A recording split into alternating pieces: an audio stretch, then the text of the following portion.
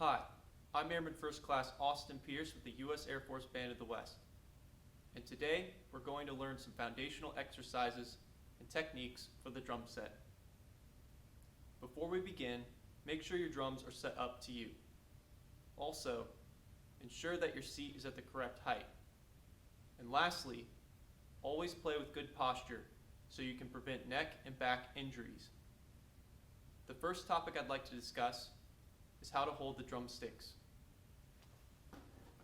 The first way to hold the drumsticks is by using the French grip, where the thumb is on top of the stick. We also have the German grip, where the thumb is on the side of the stick and the palm is parallel to the ground. Next, we have the American grip, which is in between French and German. After that, we have the hanger grip, where the back two fingers hold the bottom of the stick and the stroke is primarily initiated from the wrist. And lastly, we have the traditional grip, where the left hand looks like this. This grip was created in order to play a slung rope tension snare drum on the left side of the body. As you play the following exercises, strive to play with a different combination of dynamics and tempi. Not only will this allow you to match the needs of the ensembles you're playing with, but it will also allow you to fully express yourself as a musician. Now we're going to move on to the second topic of this video, the different stroke types. There are four main stroke types that we're going to discuss. The first stroke type is the full stroke. The full stroke starts in the up position, plays down to the drum, then rebounds back to the up position. The next stroke type is the downstroke. The downstroke starts in the up position, plays down to the drum, and ends in the tap position. The next stroke type is the tap. The tap starts in the tap position, plays down to the head, then returns to the tap position. And lastly, we have the upstroke, where the bead starts in the tap position and the hand guides the bead back to the up position.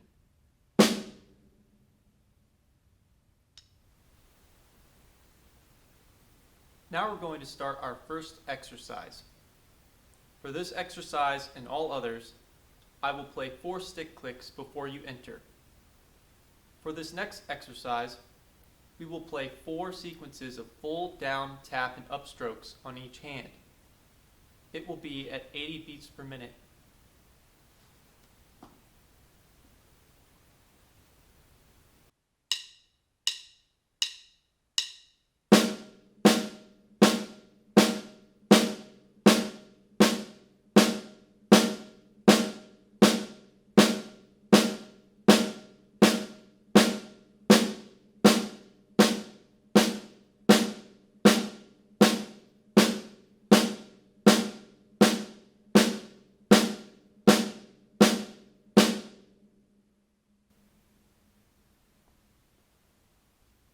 For this next exercise, we are now going to integrate the hands.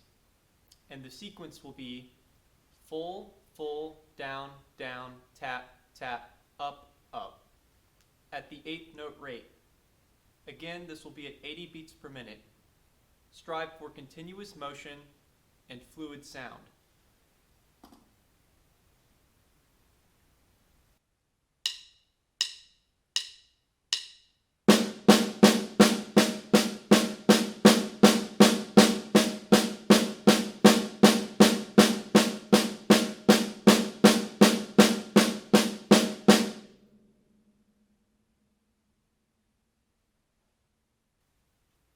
I'd now like to discuss another useful technique called Molar Technique.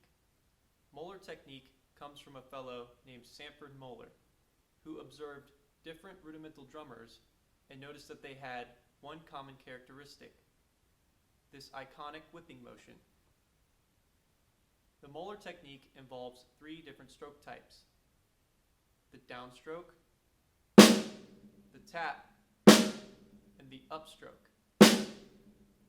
Notice that in the upstroke, instead of the upstroke being initiated from the bead, it's being initiated from the wrist. In the following exercise, we'll play a sequence of down, tap, up 4 times on each hand. It will be at 80 beats per minute. Again, strive for continuous motion and fluid sound.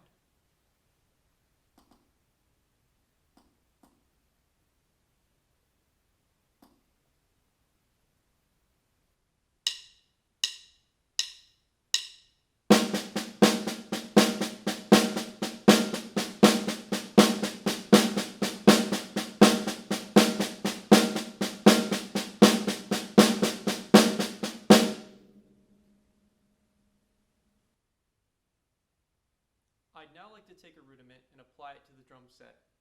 We're going to use the paradiddle. But before we apply the paradiddle to the drum set, let's talk about the stroke mechanics. The first stroke is a downstroke, followed by an upstroke, then 2 taps. Played in quick succession, the paradiddle sounds like this. I'm now going to apply paradiddle across 2 sound sources, the hi-hat and the snare. For a hi-hat accent, we'll play a shoulder sound. For a tap, we'll play a tap. For an accent on the snare drum, we'll play a rim shot. And then for a tap, we will also play a tap. This is the paradiddle across 2 sound sources at 80 beats per minute.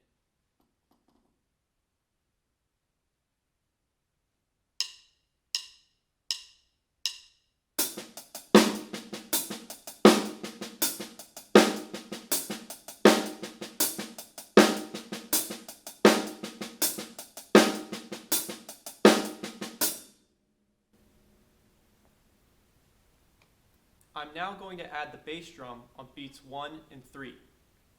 For the sake of this exercise, I will play heel up for more power. So, in totality across these 3 sound sources, from loudest to softest, the sounds will be in this order. The snare drum rim shot will be the loudest, followed by the bass drum, then a hi-hat accent, snare drum tap, and a hi-hat tap. This is the full paradiddle groove at 80 beats per minute.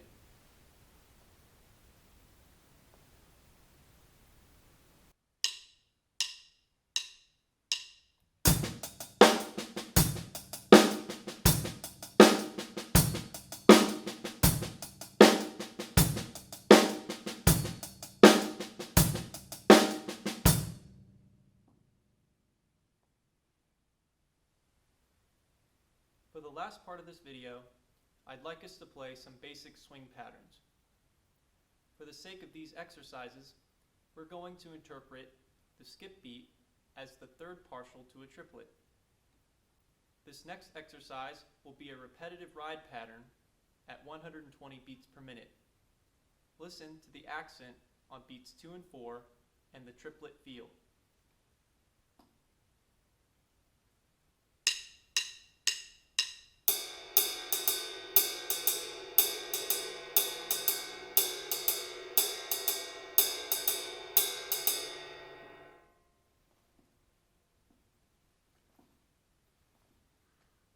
Next, I'm going to add the hi-hat on beats 2 and 4.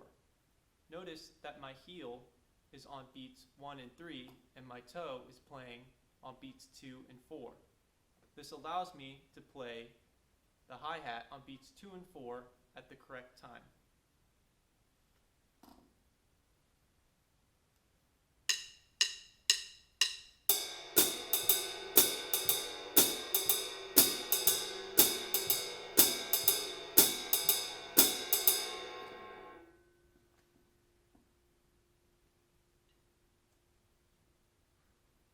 Next, I'd like to add the bass drum on all 4 quarter notes feathering, or playing softly.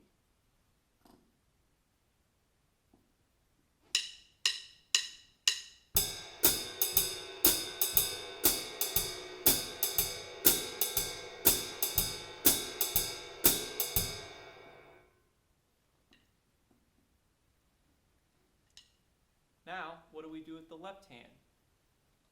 Instead of giving you an arbitrary pattern to play, let's apply some music. I'm going to use the tune C Jam Blues. A great version of this tune is on the album Satchmo at Symphony Hall with Louis Armstrong. I will play the melody rhythm on the snare drum at 120 beats per minute.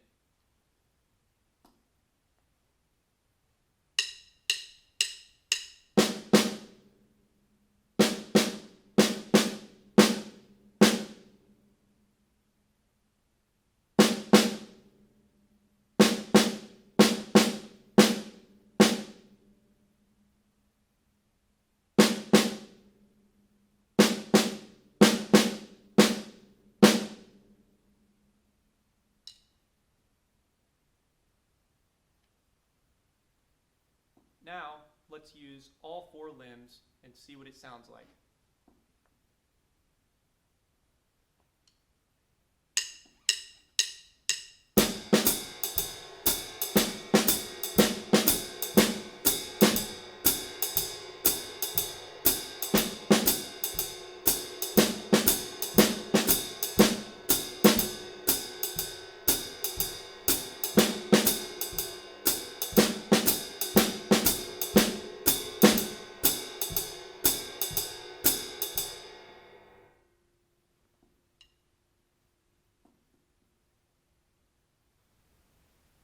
Well, that's it for this video.